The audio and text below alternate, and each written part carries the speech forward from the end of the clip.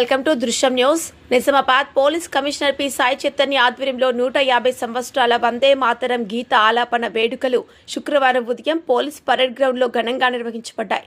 సందర్భంగా కమిషనర్ సాయి చైతన్య భారత మాత చిత్రపటానికి పూలమాలలు సమర్పించి వందనాలు తెలిపారు. అనంతరం సిపి మాట్లాడుతూ వందే మాతరం గీతం ప్రతి భారతీయుడిలో దేశభక్తి జ్వాలలను రగిలించే ప్రేరణాత్మక పదం.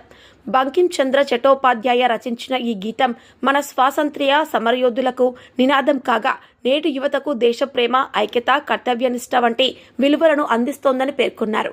కార్యక్రమంలో అదనపు డీసీపీ ఏఆర్ రామచంద్రరావు, ఆఫీస్ సూపరింటెండెంట్లు శంకర్, బషీర్, రిజర్వ్ ఇన్స్పెక్టర్లు Srinivas, Tirupati, CCRB, police control room, central complaint cell, DPO, headquarters మరియు హోంగార్డ్ సిబ్బంది పాల్గొన్నారు.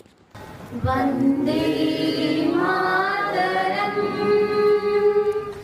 వందే మాతరం సుజలాం సుఫలాం మలయజ శీతలాం